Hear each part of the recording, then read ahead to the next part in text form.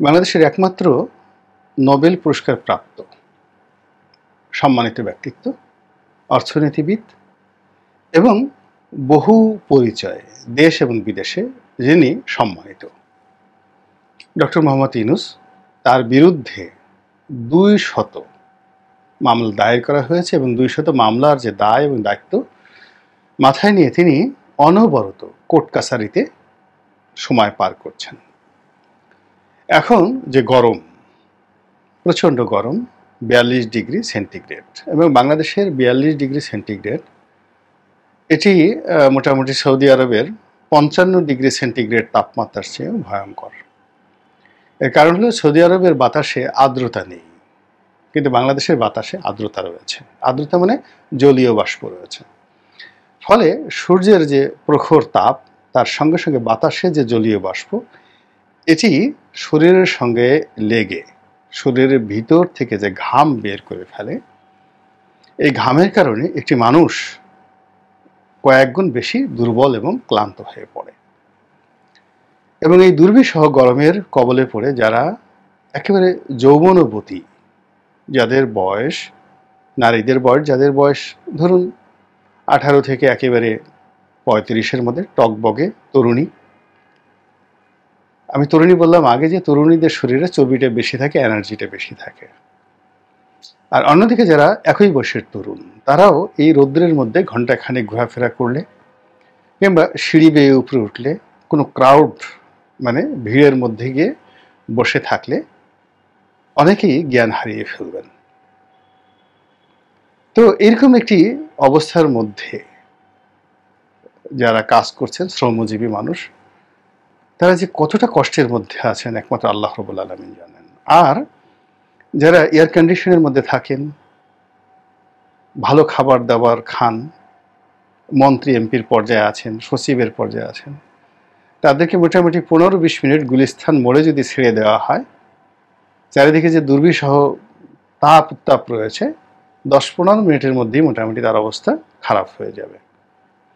আর যদি কোনো কোর্ট, ঢাকার কোনো কোর্টে কাচারিতে, যেখানে ইউনূস সাহেব ঘোরাফেরা করছেন, এখানে যদি এরকম দুলালদেরকে বা আলালের ঘরের দুলালদেরকে, আদরের দুলালদেরকে এইভাবে ঘণ্টাখানিক টানা হেঁচড়া করা হয়, তাহলে তারা বুঝতে পারবেন যে জীবন কত নিষ্ঠুর এবং নির্মম। তো একজন 80-র ঊর্ধ্ব, প্রায় 85-86 বছর যার বয়স,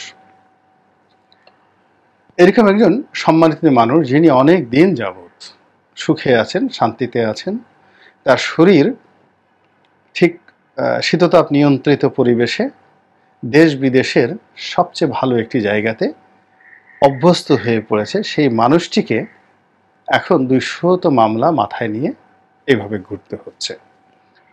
এবং তিনি যে এখনো পর্যন্ত বেঁচে আছেন, সুস্থ আছেন, কথা বলতে পারছেন, এটি আমার কাছে একটা বিস্ময়কর ব্যবস্থা।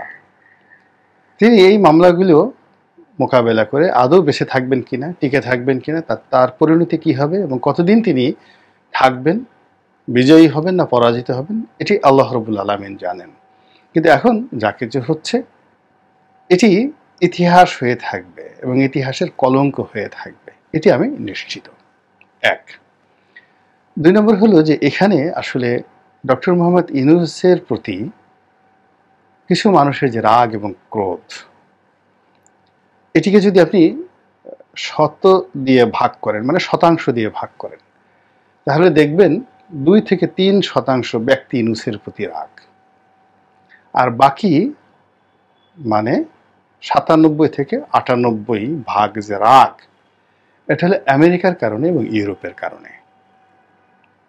এর নেপথ্যের যে কারণ, সেটি হলো ডক্টর মোহাম্মদ ইউনূসকে ইউরোপ এবং আমেরিকা মাথায় করে যেভাবে নাচে, বিশ্বের বিভিন্ন রাষ্ট্রপ্রধান, সরকার প্রধান যেভাবে তাকে মাথায় করে নাচে, এটি ডক্টর ইউনূসের যারা বিরোধী পক্ষ, তাদের দেখলেই, এই দৃশ্য দেখলেই গা রি রি করে ওঠে, মেজাজ গরম হয়ে যায়, নিয়ন্ত্রণ হারিয়ে ফেলে অনেকে নিজের প্রতি নিজের।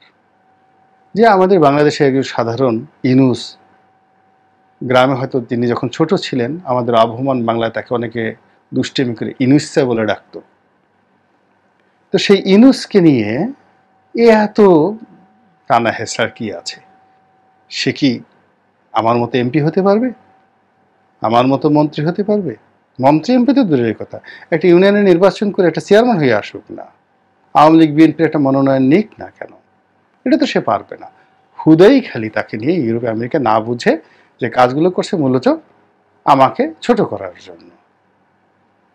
তো এইরকম যদি কারো মন মানসিকতা থাকে এবং সে যদি রাগ হয়, সেই রাগের ফলে ডক্টর ইউনূসকে কেন্দ্র করে অনেক ঘটনা বাংলাদেশে ঘটছে।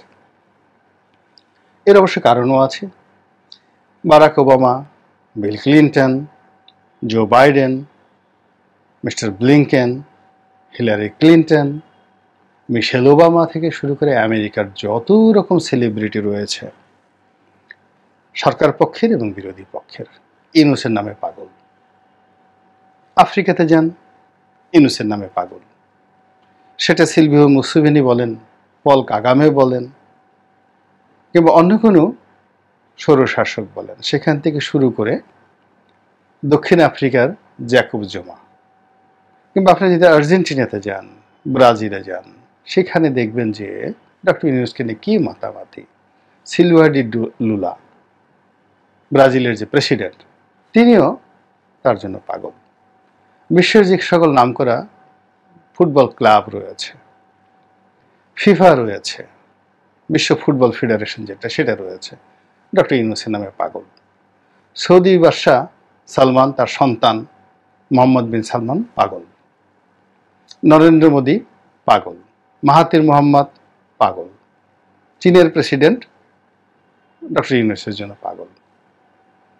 তো এই জিনিসগুলো যে হচ্ছে, হওয়ার ফলে কি হচ্ছে, ডক্টর ইউনূস নিজের অজান্তেই বহু মানুষের টার্গেট হয়ে পড়েছেন। এবং এরই মধ্যে যখন বাংলাদেশের গণতন্ত্র নিয়ে, সুশাসন নিয়ে, বিভিন্ন বিষয় নিয়ে আমেরিকা খুব বেশি অগ্রসর হয়েছে, আওয়ামী লীগ স্কুইজ করার চেষ্টা করেছে, দর কষাকষি করার চেষ্টা করেছে, আওয়ামী লীগের সন্দেহ ততই বেড়েছে যে হ্যাঁ হ্যাঁ বুঝেছি, তলে তলে তোমরা আমাদেরকে বাদ দিয়ে মূলত ইউনূসকে ক্ষমতায় বসিয়ে বাংলাদেশের মুড়ি এবং মোয়া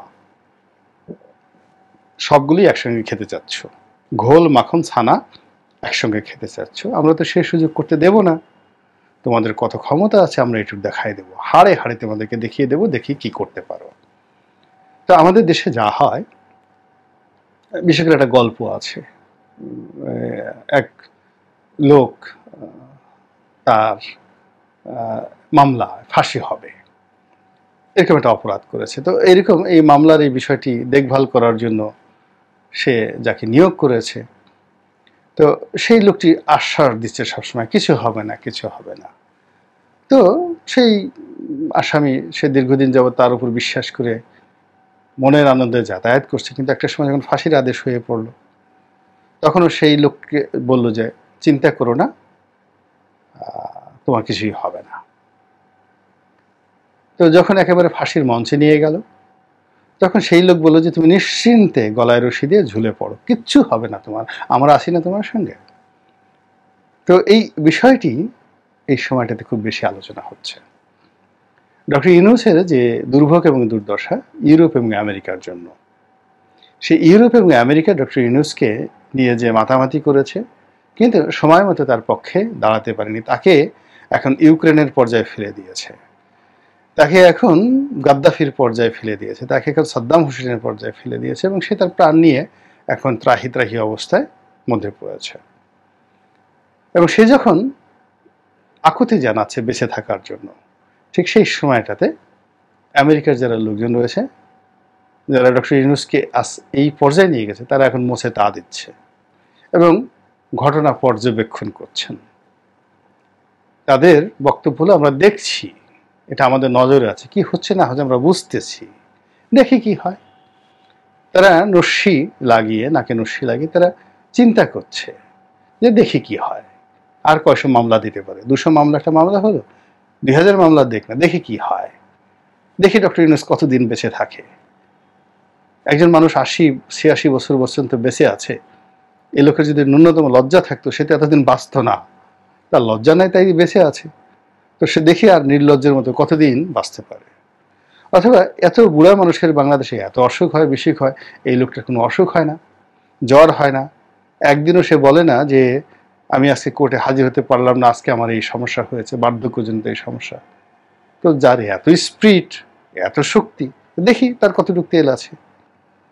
একটু ঘোরাফেরা করি, মানব এরকম হলো আমেরিকাতে একটি মহৎ জাতি, তারা হিউম্যান বডি নিয়ে গবেষণা করে। ৮৬ বছরের একজন বৃদ্ধ, সেই ৪২ ডিগ্রি তাপমাত্রার মধ্যে সে কতবার কোর্টে গেল আসলো, এবং তার মধ্যে সে কিভাবে সার্ভাইভ করলো, এর মধ্যে ডিএনএ কিভাবে কাজ করছে, লোহিত কণিকা কিভাবে কাজ করছে, শ্বেতকণিকা কিভাবে কাজ করছে, তার প্রোটোপ্লাজম কিভাবে কাজ করছে, সাইটোপ্লাজম কিভাবে কাজ করছে, চোখের যে কর্নিয়া সেটা কিভাবে কাজ করছে, এই জিনিসগুলো নিয়ে আমেরিকা গবেষণা করছে আর মুছে তা দিচ্ছে।